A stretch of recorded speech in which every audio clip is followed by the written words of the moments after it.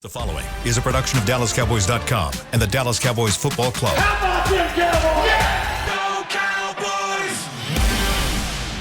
This is Talkin Cowboys. Streaming live from the Dallas Cowboys World Headquarters at the Star in Frisco. Pollard streaks in. Touchdown. Parsons has sacked it. Prescott keeps it, and he bangs it in for the touchdown. And now your hosts, Isaiah Stanback, Nick Harris, John Machota, and Kyle Yeomans. It's a Thursday edition of Talkin Cowboys presented by Black Rifle Coffee Company, live from the Star in Frisco, Texas, in the SWBC studios. We've got Isaiah Stanback, John Machota, Nick Harris, Chris Beam in the house. I'm Kyle Yeomans. Gentlemen, how we doing today? Fantabulous. You look like you're moving and grooving. Chilling, man. Yeah? Straight chilling. How fun was the Miami tape to dive into this week? It's pretty cool. Yeah? It's fun and scary. Yeah? All at the same time. Have you found a weakness, and are we going to exploit it? We're going to talk about it. We'll talk about it. We'll talk about a couple things. I think that I think the Cowboys have a chance here to exploit. They definitely have a chance. It's I mean, it's strength on strength for sure. So, Is it speed on speed? definitely, there's no team that matches their speed. So that's not even a conversation any week. What's going on with you, Nick? Yeah, not much. How you living? How you feeling? How you doing? Wow, there's a lot of questions there. Good. That's good. Good. That's great. And good. Yeah, That's great. Sounds good, John. Everything solid? I'm great. I have nothing to complain about, guys. Love it. I'm ready for a great show. Great show. Yeah. Great show. Maybe the best one we've ever done. Ooh, let's do it. Let's do it. Let's do it. That starts us off by news and notes, which may not make us feel pretty good. We're all doing well. Yeah. I don't know if the injury report makes us any better. Yeah, you might have to put us on the injury report for pride. So we're going to start with, I guess most confident, and we'll go down to least confident on this pretty lengthy injury report that came out after the Wednesday walkthrough practice yesterday. So full participants that are not on the IR, we're going to leave those guys out for this particular equation. Tony Pollard has a thumb injury that popped up. He was a full participant on Wednesday. Then we'll go into the limiteds. Brandon Cooks was limited with his rest day. We had Rico Dowdle that was limited with his ankle injury that he's been battling for a while. Excuse me. And then Jordan Lewis was also limited with a rest day. And then now we're going to go into the did not practices. Stephon Gilmore, rest, did not practice. Let's see. Jonathan Hankins with knee/ankle, did not practice. Malik Hooker, ankle, did not practice. Zach Martin, thigh, did not practice. And the one that I think we should be keeping an eye on this week is Tyron Smith with a back injury, did not practice. So, yeah, that'll be kind of something to keep an eye on around this week. We'll see if it's more severe than it looks. What do you think about that one, Isaiah? Some of those were expected. Some of those were not expected. But, Yep. But, it's still, I guess we're kind of, for them, kind of middle of the week in terms of practice-wise. So hopefully that list can shorten because they're going to need all their horses this week for sure. Yeah, the Tyron Smith one for sure is the one, to me, that would be most concerning. That practice, though, that they were doing, just from what we got to see, I mean, it was like sweatpants. And it was not, your typical practice that you would have, let's say, week 3 on a Wednesday. So let's see what happens today. I'll be interested to hear what Mike McCarthy has to say about Tyron. But that was the only one I saw in there that was really concerning me because the Tony Pollard thumb thing, I don't know. I think they just common stuff that comes with playing a full season and getting banged up a little bit. Yeah. And he was still full, I believe. So, just the Tyron one there. Because also, not just because of how good Tyron's been on this rest schedule during the week, but just the fact of that there just isn't a lot of options behind him that you feel comfortable with. No, because if he's out and you're already questionable with Zach Martin as well, and I know Zach Martin yesterday, they said that he's back with the rehab group and they'll kind of see how he feels as they go along. But if Zach Martin's out, there's TJ Bass, just like we saw on Sunday. And then at the left tackle spot, is it Chuma Edoga? Is that kind of where you're going with the left tackle spot? My bet, yeah. Absolutely. Because I don't think you're moving Tyler Smith. We've talked about that as a possibility early in the season, but you're not going to move Tyler Smith this time around. So then you're going Chuma Edoga, TJ Bass. I mean, we're one player away from it being the starting offensive line against the Arizona Cardinals in Week 3. Yeah, we saw saw how that one went. Yeah, that line didn't play bad. It was just everything was simplified in that game, and offense couldn't get any consistency going. Now, that being said, on the other side for the Miami Dolphins, they had their entire starting offensive line not practice yesterday. Tyreek Hill did not practice yesterday. Xavier Howard, Raheem Mostert, and Devon Achane. Gosh, You'll get there one day. Devon Achane did not practice. He's going to get it down, and then change it back. Change it back. Yeah, that's He's gonna exactly get it what's going back to to happen. A-Chain. He's going to be like, I was actually messing with you guys. It actually is A-Chain. And I was like, all right, thanks, Bulls. man. But Got you. that's Raheem Mostert. He's had a veteran rest day every Wednesday so far this season. So, like, that's not something to really look at too deep. Yeah, they listed him as a knee and an ankle and an NIR rest day. So In the ear, I don't know about that one. Earlobe. Xavier Howard had a hip injury. Robert Hunt, offensive lineman, hamstring. Austin Jackson, offensive lineman, oblique. Tyreek Hill, obviously, with his ankle. And then Devon Achane with his toe injury. And then Teron Armstead, knee/ankle, did not practice. So I'm not putting a whole lot of stock into this. We'll see, today if some of those guys are continuing to not practice. I think Tyreek Hill is going to play regardless. We talked about that a lot yesterday. Xavier Howard, hip injury. I think he plays as well on Sunday. There was only about one or two offensive linemen, from what I can tell from just kind of scavenging Miami reports over the course of the last few days, that would actually have a concern as far as playing. So we'll see as the week progresses there, but nothing to kind of look at too closely just yet. Yeah, this injury report from the Dolphins looks like something out of Bill Belichick's playbook. It just everybody has something going on. Isaiah's got a hangnail. John's got I don't even Quad. know. A quad. Okay, there you go. Yeah, there Quad you go. contusion. Yeah, went full Zach Martin on it. Yeah. Yeah, I think Tyreek plays. I was asked that question by somebody yesterday. He doesn't miss a game like this. He's still trying to chase for 2,000 yards. Even if he's not 100%, he's going to be Tyreek Hill. And not even 100% Tyreek Hill is still scary. You said Tyreek Zach Hill. you at the top of that, and you said 2,000 yards. I was like, Zach Martin's about to get 2,000 yards. Oh, or I what? was No, saying no. because he said I know. quad. Yeah. But anybody else on their offensive line-wise, are you taking any stock out of them missing that practice? No, I think all their guys will be available. I am concerned about Dallas and Hooker. That's alarming to me. How much was he missed on Sunday? A lot. Yeah. A lot. I think there's certain guys at every level of the defense that you miss their presence. And when they're not there, there's an impact not only on the execution that's on the field, but also the confidence level of the surrounding players. And I think obviously Big Jonathan Hankins missing, he affects the confidence level of everybody. He affects the confidence level of the edges, but that were soft. He affects the confidence level of the linebackers because now they're hesitant because of their decision making, or the offensive lineman getting up on them. And then when you have Malik Hooker gone, you got your tackling that you're lacking. You got your your sideline to sideline guys that you don't have that range anymore. They didn't necessarily need it in that game, but in this game you would. So I'm hopeful that he can come back for this game because they're going to need him his presence and his just his ability really in the secondary.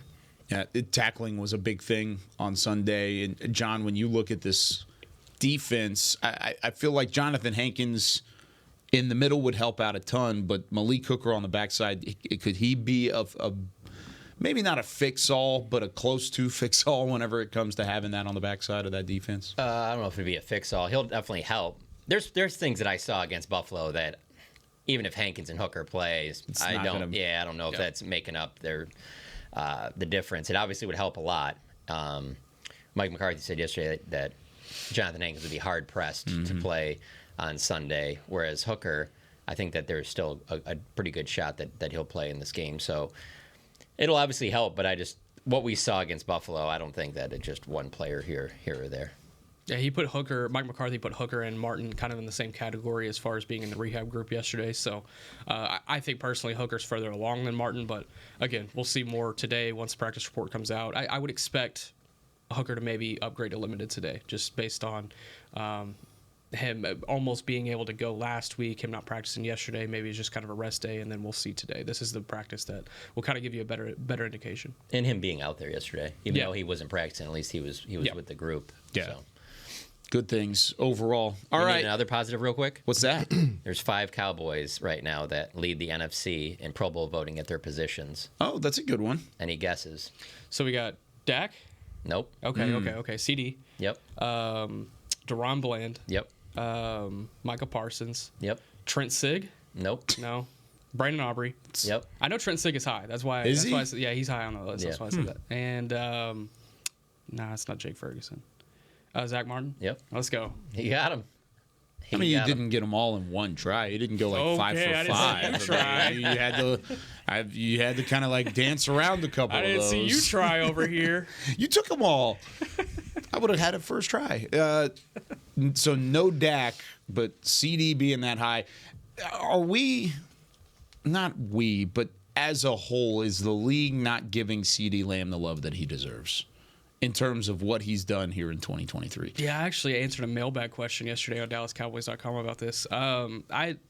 I think he's beginning to pick that up. Like by the end of the season, he's going to be, one of those elite receivers that people talk about whenever they're talking about the Justin Jeffersons and the Jamar Chases. And I mean, AJ Brown has vaulted himself into that conversation this year. And I think both of them have had kind of the same stigma around them coming into this season, was just stacking those big games and having the consistency where you could put the 100 yards, 80 yards in a touchdown, so on and so forth. And CD's done that this year. So he's going to get it. That'll come. It'll especially come with wearing 88 for this franchise. Purdy is the leading vote getter at quarterback in the NFC.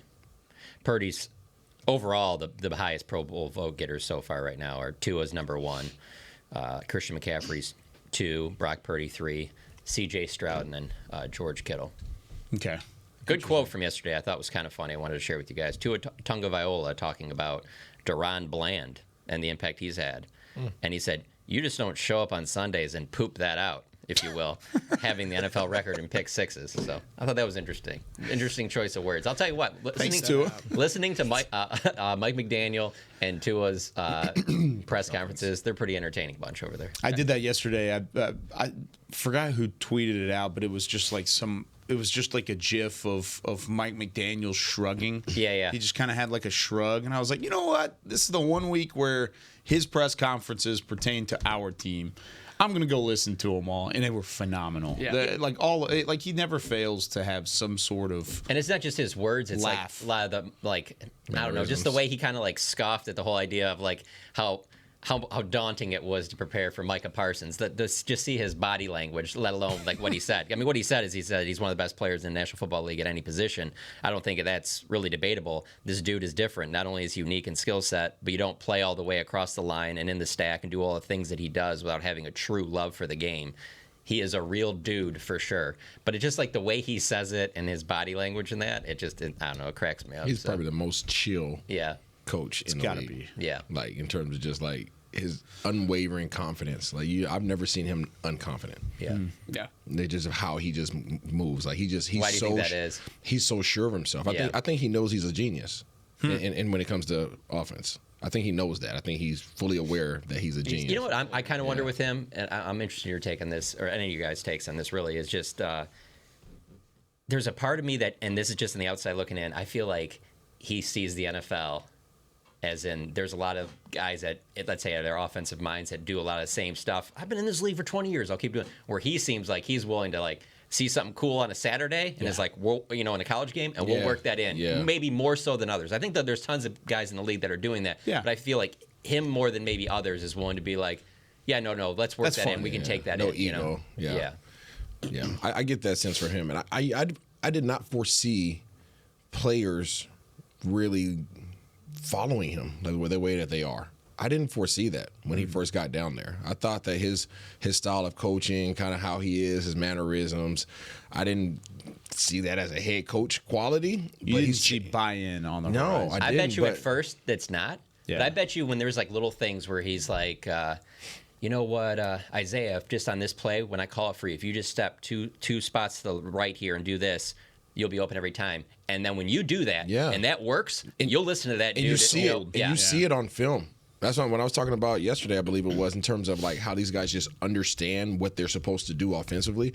I think he has such a chill vibe to him, and he's so confident. To your point, and he's just like, "Hey, yo, Nick, man, listen, I need you to do this real quick, and it's gonna free him up, and I got you, because we're gonna set this up, and then about probably third quarter, we'll come back and we'll do this, and and to that point, he's just like, yeah, it's chill, and you see how he talks to these guys, and they respond, and it's like everybody's doing their assignment. You don't see any egos offensively, and you talk about the fun, they're having fun. Like, they're literally having fun. And I can't speak for the defense. They seemingly have fun, but their coach is a little bit more serious, obviously. Yeah. But offensively, these guys... polar opposites. Yeah, polar opposites. Yeah, but it works. It works for them, right? And these guys just have fun. You can tell in their celebrations and everything else. Like, they're allowed to be genuinely themselves.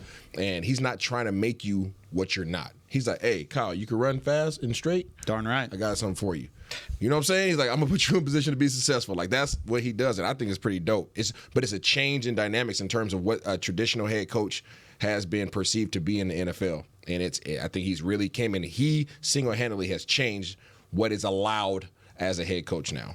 There was a clip that surfaced this week from Hard Knocks, because they're on HBO's Hard Knocks for the end-season deal, and they have, of course, every week they have an updated version. So you'll see the NFL Network cameras out there this week. But it was a play, I think it was second quarter or so, against the Jets, and Jalen Waddle was outside, and they have a clip of him mic'd up on the sideline, and he says, I just foresee a one-play drive here. This is going to be a one-play drive. One-play drive. Like, he said it 3 or 4 times.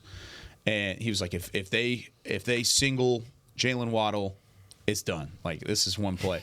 And then you could see, like, they go to the broadcast, and then, of course, he's on the outside, and they snap back to Tua. And then McDaniel, right before the snap, they showed him, and he's just laughing on the sideline. He's just like, ha, ha, ha, like an evil laugh. Mwah, ha, ha, ha. And then, of course, bang, over the top, Jalen Waddle touchdown. And he just, like, high fives is like, yeah, guys, knew that one's coming. Like, called it, bang. Like, he's like, it's like he's playing Madden, but he's got an actual NFL team. So that clip got the most traction, I felt like, on social media from that show. Yeah. And I didn't watch it, but the one that I saw that I liked the most was him in the meeting room in front of the entire team, and said that, hey, we're going to break this down in 20 minutes of basically, I don't know if it was after that game. It sounded like the way it was after a loss. And it was like, we're going to go over this tape real quick in 20 minutes. I just love that he said that, because there's a part of me that thinks, like, after you lose a game that you're just like, oh, here we go. We're going to be sitting in this meeting all day. Yeah. I already know what I did wrong. Now I got to listen to it and whatever. And just like the way he took accountability for himself, how he's like, I did this wrong and I did this wrong, but and I know that, but I'm going to get better because of that. And just like the way he delivered it was just so different than what I think most people would expect from an NFL head coach. Yeah, it's a cool dynamic. It really is, but screw that dynamic. The Cowboys are playing him this week. All right, when we come back, QB vision. We're going to take a look at how the Cowboys offense can have some success against this Miami defense. We're going to dive deeper into the scouting report between these two teams that are sitting at 10-4. More Talking Cowboys when we come back. Todd thought it would be secure to jog in the cheetah savanna. Todd believed the big cat repellent he bought online was reliable. And now, Todd is trying to be faster than this cheetah that can run 80 miles per hour. But the good news is, Todd has AT&T 5G that is fast, reliable, and secure. And he learned the best thing to do is stop running and toss her the backpack with the beef stew. AT&T 5G. Fast, reliable, secure. It's not complicated. 5G requires compatible plan and device. 5G may not be available in your area. See att.com/5G for you for details. Black Rifle Coffee Company serves premium coffee to people who love America. When you drink Black Rifle coffee, you are directly supporting veterans, law enforcement, and first responders in your community. Black Rifle's expert roasters love coffee almost as much as Texas loves football, so it makes sense that America's Coffee partnered with America's team. Go online at blackriflecoffee.com and fuel up with the official coffee of the Dallas Cowboys.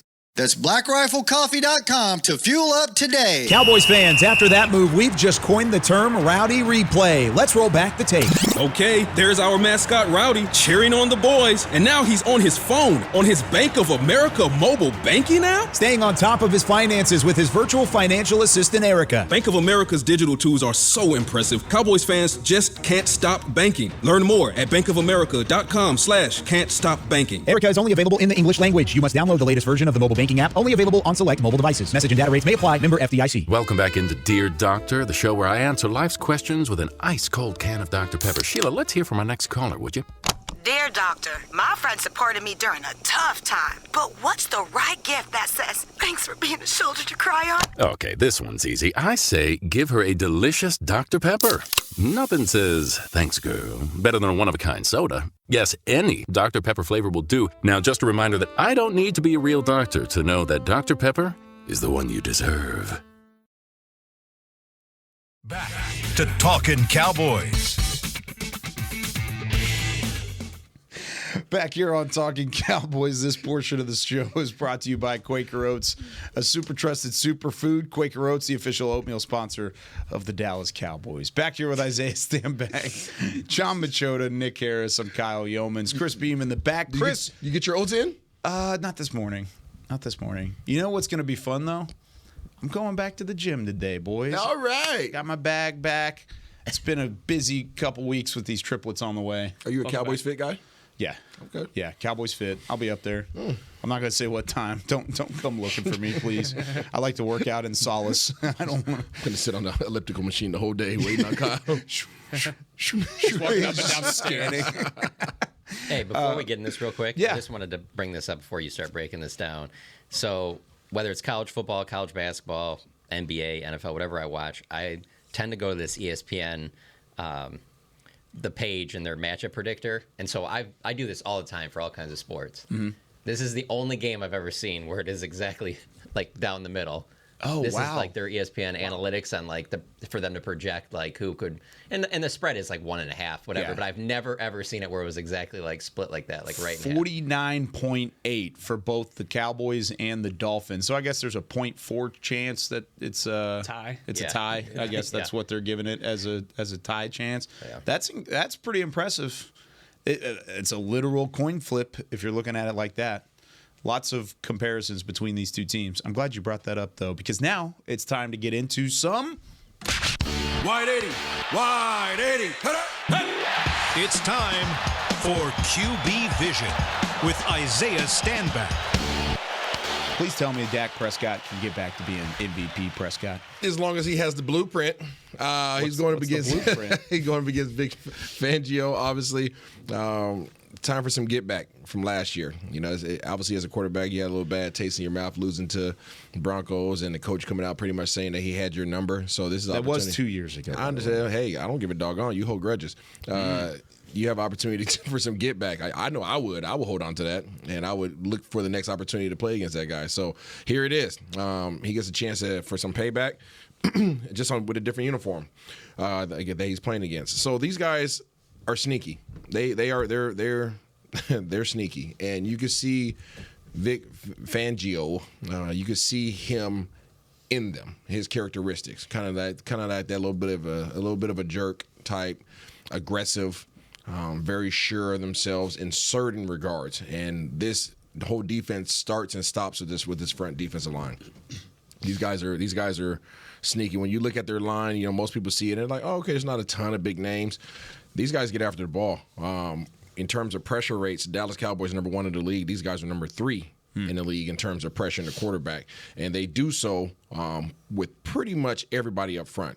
Christian Wilkins is probably their most dangerous man in my eyes to our offensive line. He's going to be sitting over – actually, he moves around a pretty good amount. But he's big 94. He's just a freaking tank. He's just solid. Not a lot of give to him. Not oversized.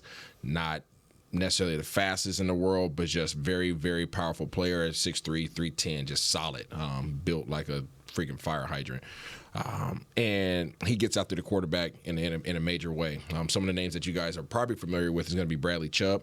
He obviously is a dude. He's been a dude for a long time. He continues to be a dude. He's number 2.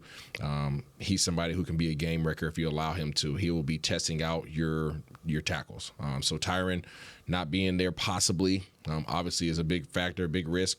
If he wants to line up over at Terrence Steele is going to be challenged because Chubb is very, very, very experienced, and he has a lot of different ways in which he comes at you with his pass rush. It's not just one way. He mixes it up. He just pulls it out the bag based upon what you do, what you're the least best at. The one guy that I like that is, if I can freaking find his name, where's he at? he's actually listed as a linebacker, but he plays at the defensive end position a lot. Is going to be Van Ginkel. Yeah. All right, Andrew Van Ginkel. He is, when you watch him play, it's almost like he should be playing in Detroit. That's the type of player he is. And when physical, fast, relentless, just unorthodox. Just not going to stop. He's just not stopping. He's going to do everything. Once that ball snapped, this dude is balls to the wall. He's trying to get to the quarterback, and he'll be sitting up there doing Tasmanian devil, tornado spins until the ball is blown dead. But he's there.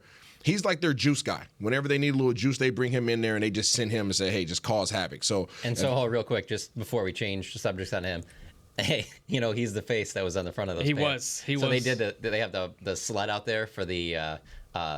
It's kind of running backs use it, tight ends use it too, but I don't know if you guys saw last week they had the Bills players' faces on it.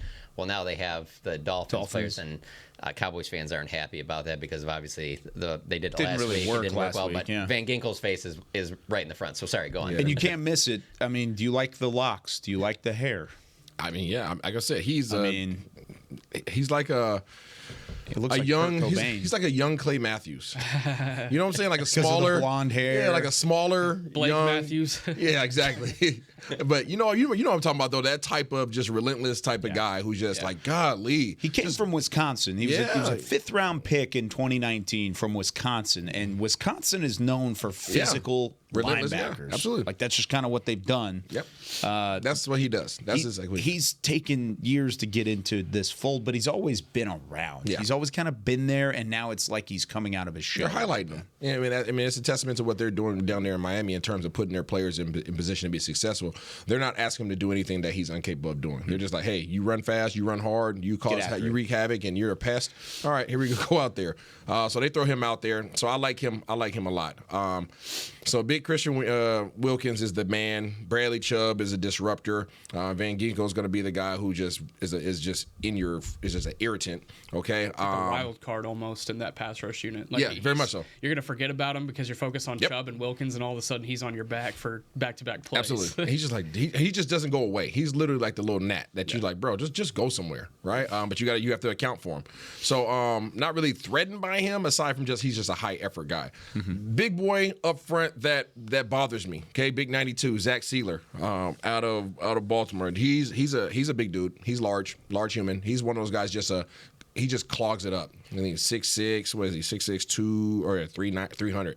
6'6", 300 pounds. He's just a big dude up front who it doesn't allow for you to get up to the next level. He's their guy who really just helps move guys out the way. They do a great job in terms of just kind of using him to clog it up and then using their defensive ends that really pinch and close in gaps. So you're going to have to account for that defensive line. I think they're soft at the linebacker level in terms of what they're capable of doing. They're allowed to play relatively downhill because of the guys up front. We talk about that all the times in regards to the Cowboys. And when Hankins is missing, how that affects it.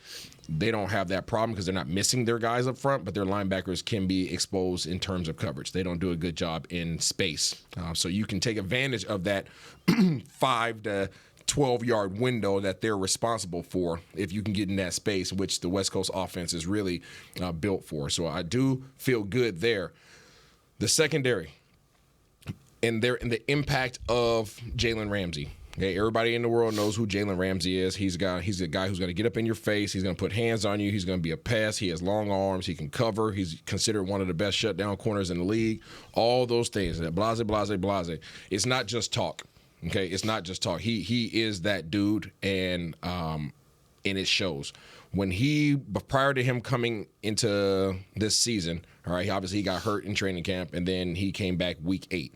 Prior to him coming back, okay, this team allowed 10 touchdowns, 4 interceptions. Yeah, they allowed 10 touchdowns. They had 4 interceptions. Since he's came back, they've only allowed 7 touchdowns, and they've had 9 interceptions.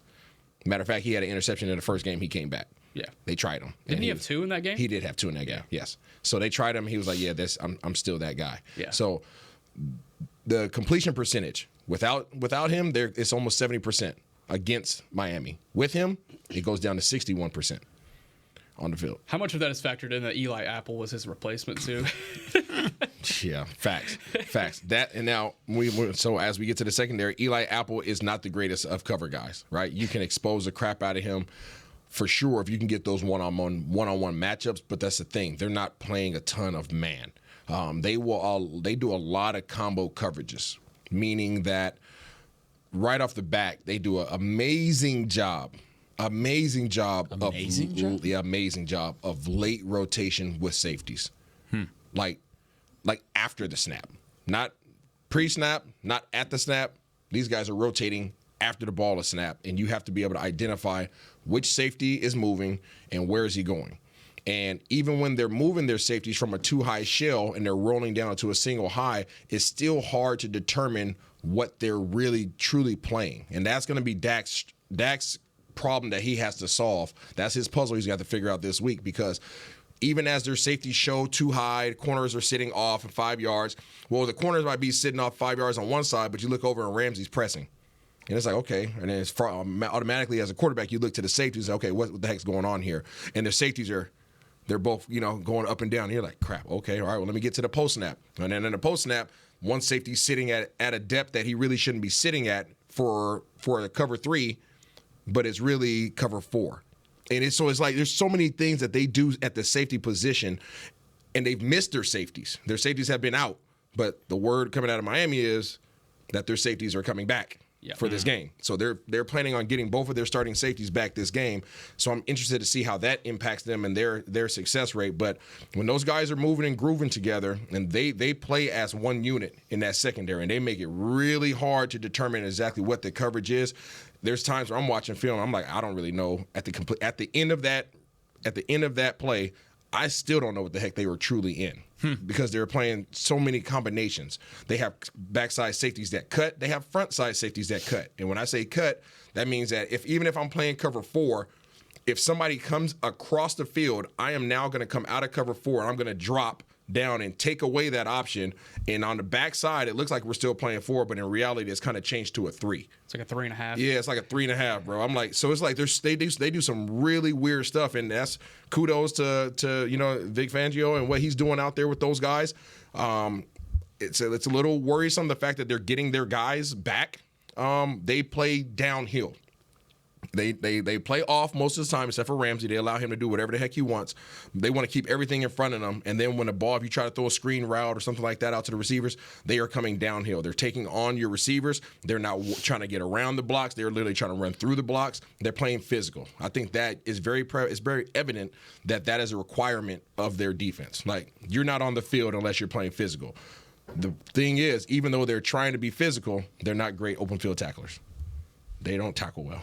Yeah, they suck at tackling. If there's one thing that I said, hey, these guys suck at it, it's tackling. Their tackling looks like our tackling from last week, except for it's been all year. So if you can get the ball in the hands of your receivers, if you could figure out what coverage they're in, and find those small windows, and that's where Dak has struggled, right? Trying to find windows in those zones, and they do a great job, again, of just kind of limiting how many windows are available. You have opportunity to get some yak yardage against these guys, to make some of these guys miss, because they don't do a good job of tackling. Now, what will they do against Dallas? That's going to be the question. Do they totally throw that out the window and just say, the one guy we're not going to let beat us is CeeDee Lamb, and they just let Ramsey follow him? They haven't necessarily showed that, but it's something that I think can be a curveball for them if they feel that they're confident enough to play man-to-man. Yeah. If they say, hey, guess what? We'll take CeeDee Lamb, try to take him out with Jalen Ramsey, and just say, hey, it's a toss-up. Even 50% of the time, Ramsey versus CD, we'll take those risks. We don't feel like you guys can beat us with everybody else. That might be something that they try to do, because what it does is they want to disrupt timing. They do a really good job of that. Even in their zones, they're getting hands on your guys in the slot. So it doesn't matter, CD, B. Cooks, I don't care who you put in the slot. They're going to get their hands on you and try to push you out of your release lane. And what that does is it really restricts your spacing now in terms of your concepts. So many times these concepts, these route concepts, rely on spacing. Yeah. Right? I need you to be in this space so that I can pull this type of defender out of it and open this up. Part of the genius. Yeah, exactly. Absolutely. And if those guys are doing a good job of getting their hands on you in the slots, then it really disrupts not only the spacing, but it disrupts the timing. And then if it disrupts the timing, it gives their defensive line another half second to get home. and they have the guys to get home. You've said this since training camp. You've talked about how the West Coast principles are built off of the run game and built off of timing. Yes. And those are two things that they can take away based off of their defense. And one thing that Dak struggled with significantly last year, I think he's been much better in this case this year, is going up against disguised coverages. So that's a third wrinkle that could come back to bite Dak if he's not careful. Yeah, absolutely. It can come back. The challenge I foresee here is that they're so aggressive, and even they're willing to take the risk of saying, "Hey, we'll come up and put hands on you," right? Because we feel fully confident that Ramsey and CD are going to have a battle all day long. Okay, right? If I'm Vic Fangio, I'm putting Ramsey on your head. That's your challenge, and he's probably one of the few guys in this league that would take on that challenge willingly. Right? Say, okay, I'll take CD on all day. All right, well, it's just me and him. He loves that competition. And then disrupt the timing of the releases of everybody else, and then they just try to get home with their D-line. That's what I can foresee their overarching strategy being, and the offensive line is going to have to show up. In my opinion, that safety group is the biggest determining factor in all of that. I want to highlight a couple of these safeties really quick. So you got Javon Holland, young guy out of Oregon, second-round pick in 2021. And he's been awesome for them as soon as he stepped on the field. Other two safeties for me. Was he? I love that. The other two safeties are both Texas guys. Both went to the University of Texas. That's why they're so good. Maybe you'll get a little scouting. Maybe you'll see something. Anyway, one of them, Brandon Jones from Nacogdoches out in East Texas. The other one, Deshaun Elliott, graduated from the high school. I graduated from Rockwell Heath out in eastern part of Dallas. But both of these guys, you were talking about the physicality factor.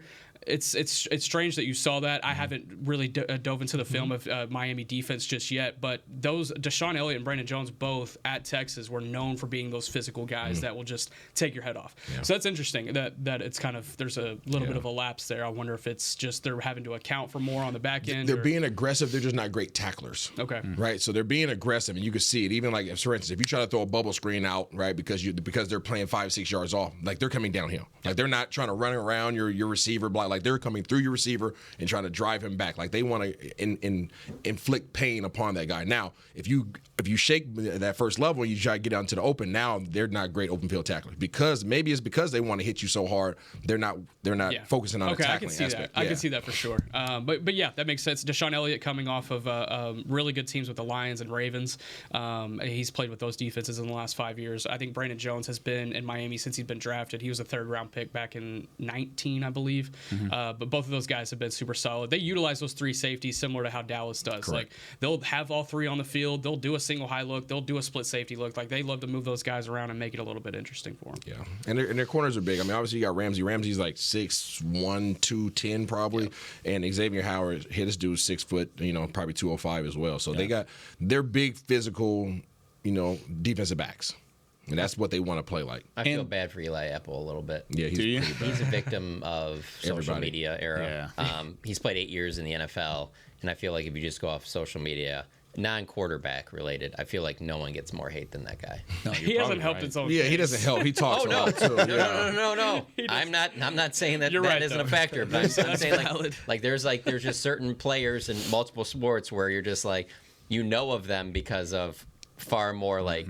I don't want to say, it's probably negative, but them, people clowning on them. Yeah. And he is one of the top ones that I just feel like people are always going after him about stuff. But yeah, to your point, it's probably him firing back.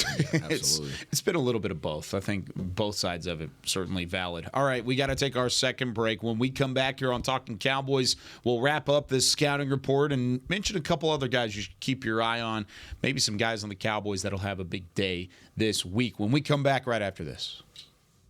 They say champions are remembered, but legends are never forgotten. United Ag and Turf offers a winning lineup of John Deere equipment built to tackle any challenge on and off the field. Legendary John Deere tractors, combines, residential mowers, commercial mowers, compact construction equipment, Gator utility vehicles, and a full line of golf and sports turf equipment. United Ag and Turf, the official Ag and Turf equipment supplier of the Dallas Cowboys. Visit UnitedAgAndTurf.com to find a location near you. Are you ready to take coffee off your grocery list forever? Black Rifle Coffee Club is here to help. As a coffee club member, you'll get your favorite coffees roasted, packaged, and shipped to your door free of charge on your preferred schedule. Set it, forget it, and never run low on coffee again. Members also get exclusive deals on coffee, products, and discounts from partner brands. Ease your mind and let Black Rifle worry about your coffee supply. Go to blackriflecoffee.com to join the coffee club today. It's the official men's skincare brand of the Dallas Cowboys, Jack Black. And right now, Cowboys fans can get 15% off their $75 order. Plus, because every deal needs a playmaker, your order will include a free 5-piece skincare set and free shipping. The Jack Black Playmaker is 4 of Jack's favorites and a full-sized intense therapy lip balm. Make a play for the playmaker at getjackblack.com/Cowboys with the code CowboysVIP. That's getjackblack.com/Cowboys with the code CowboysVIP. Todd thought it would be secure to jog in the cheetah savanna. Todd believed the big cat repellent he bought online was reliable. And now, Todd is trying to be faster than this cheetah that can run 80 miles per hour. But the good news is, Todd has AT&T 5G that is fast, reliable, and secure. And he learned the best thing to do is stop running and toss her the backpack with the beef stew. AT&T 5G. Fast, reliable, secure. It's not complicated. 5G requires compatible plan and device. 5G may not be available in your area. See att.com/5G for you for details. Back to Talkin Cowboys.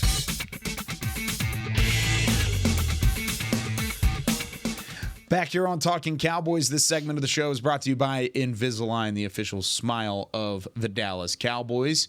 Inside the SWBC studios, Isaiah Stanback doing a phenomenal job, as always, to break down this Dolphins defense and the Cowboys offense. Now, what do they do best and what do they do worst? Really quickly before we wrap things up here on this Thursday. Defense? Defensively. Best, I think they apply pressure. Okay. To the quarterback. Pressure rate? Yeah, their pressure rate is. You mentioned they were third, right? Third, yeah, they're third, only behind Dallas and I don't even know who the second. Philly? Yeah, maybe Philly or Cleveland or somebody like that. Yeah. And then what they do worse, I would say tackle. Okay. I would say tackle. This is a pretty solid defense, honestly. Pretty solid. So to that point, would you try to get guys out in space? So quick things like maybe some screens, some bubble screens, or would you try to work more beyond the 2.3 and have a little bit more time on the back end? What would you want to do on that in that instance? Yeah, I would honestly try to push it and try to drive it down the field. That's what I would try to do. So work beyond the 2.3. Yeah, work beyond. Even with that pass rush. Yeah, I mean, you have to.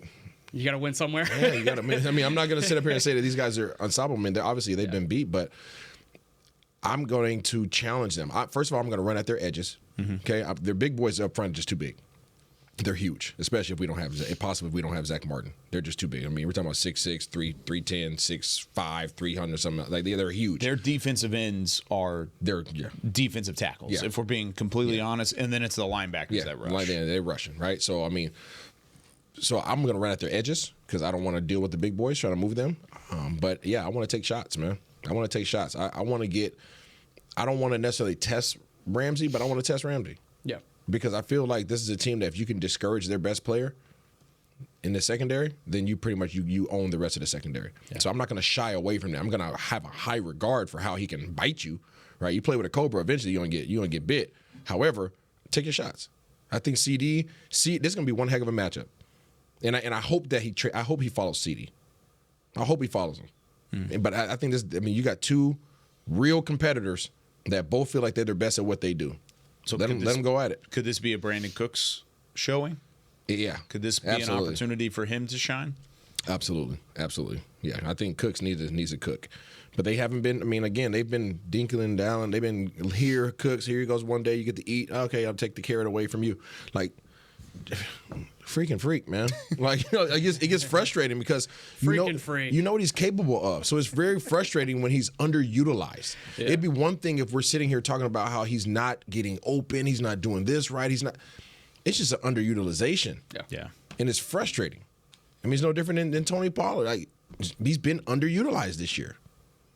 How would you attack him, John, defensively? Oh, I would say the first thing I would do is make sure that we're all on the same page before the snap. And the reason I say this is because talking to Brian Bros yesterday on 105 Through the Fan, he brought up about the communication, how that could be one of the things that's different on the road as opposed to home, and there are things that he said he saw in that Buffalo game where they weren't on the same page there. So it's like before the ball is even snapped, there is a confidence when they're at home that they're clearly not taking. I mean, for as much as we talk about here we go and stuff like that, that was a big emphasis of their offseason to get everyone on the same page. So I feel like if it starts off and everything's smooth, and there isn't, they're able to stay on time, I think that maybe, I expect good things to happen. My big thing is I don't see them playing 2 games like that back to back. I just don't see that happening. I agree with everything Isaiah said this week about how scary this Dolphins team is. But this is a league of parity, and there are very rarely blowouts like that one that was in Buffalo. I do not see that happening in this game. Have you been to Miami's stadium before? I have, for a Cowboys game. Yep. So, if you're going to compare it to the atmosphere that they had to deal with in Buffalo, it's not comparable, correct? Miami Dolphins, Miami Hurricanes, it doesn't matter. When you're playing in that place, you can have plenty of your own fans there. Yeah. As a Florida State fan.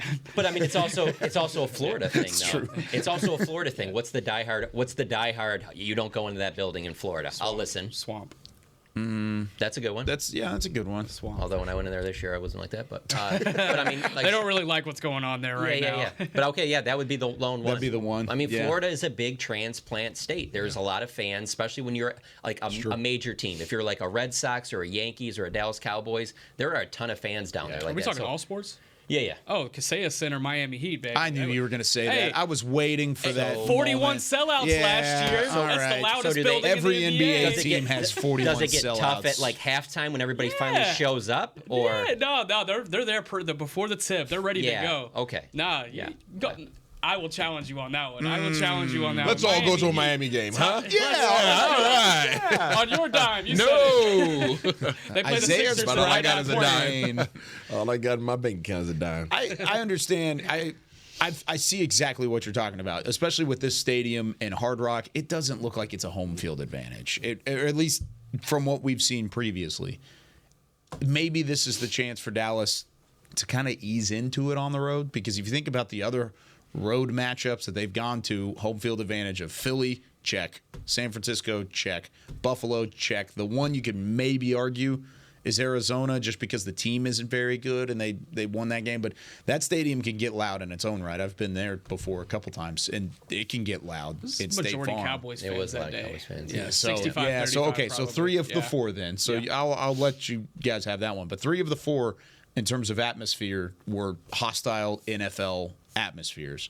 That probably won't be the case this week. Miami's good, and you'll have a ton of Miami fans, but just in that stadium, open air, I don't think it worries me as much as Buffalo It's less would. about that. It's more so about the team. And like their team has a swagger about them if you allow for them to get going. So you got to punch them in their mouth first. You cannot let them get ahead. I'm referencing the I know the environment. I know. And being able to communicate prior to the snap, that sort of deal. Right. I agree with you completely. I don't think there's been a stadium that Dallas has been in where communication is a problem. I really don't. I mean, I know people are looking for a reason as to why Dallas has been losing on the road. Well, they've gone to silent counts in San Francisco, Philly, and Buffalo. I know that for sure, because you don't hear the "here we go" and you don't hear. You see the big leg kick from for Dak. sure. Yeah, I mean, but that's we'll see. That's stuff that you work on, man. Like you got to have it. Yeah, it's just not even. It's just known. It's just known that when we're on the road, we're going silent count. This is a very needed win for confidence going into the playoffs, because this is their last opportunity to get a really good road win before they have to go to New Orleans or they have to go to San Francisco here in a few weeks. So I'm not going to take a road win in Washington as something that could, portray confidence in the playoffs. So this is a big one. With that being said, John Machota, how do you feel like this one goes on Sunday? I mean, I'm not super confident in the Cowboys winning this game, but I am picking the Cowboys 31-27. And my whole basis off of any of this is that I think Mike McCarthy deserves the benefit of the doubt. When you haven't lost back-to-back games since Thanksgiving of 2021, show me that you can't win back-to-back games. It's literally my same exact logic why I don't see them making a deep playoff run. You haven't shown me any reason to think that you'll be able to win against a good team on the road. Or multiple, I should say, because they can definitely win the first round, but multiple road games like that. So that's why I don't, right now, sit here, don't think that this season's going to end any differently than it has the last 2. But at the same time, this team just seems to play well when they're coming off of a loss. So I'll go 31-27 Cowboys. There you go. And we'll give our picks tomorrow as we wrap things up here on Talking Cowboys here on this Thursday. Have a safe trip to Miami, my friend. We'll see you on Tuesday. Enjoy it. Stay out of trouble down there. Enjoy that private jet. Enjoy the John Machota special. JM. It's got JM on the side. I saw it the other day. They call it Air JM. Yeah. We just got that added. Oh, good. Nice. I'm glad I noticed it. They did a good job. Nice. For Chris Beam, for Isaiah Stanback, John Machota, Nick Harris, I'm Kyle Yeoman saying so long from Talking Cowboys. We'll see you tomorrow. This has been a production of DallasCowboys.com and the Dallas Cowboys Football Club.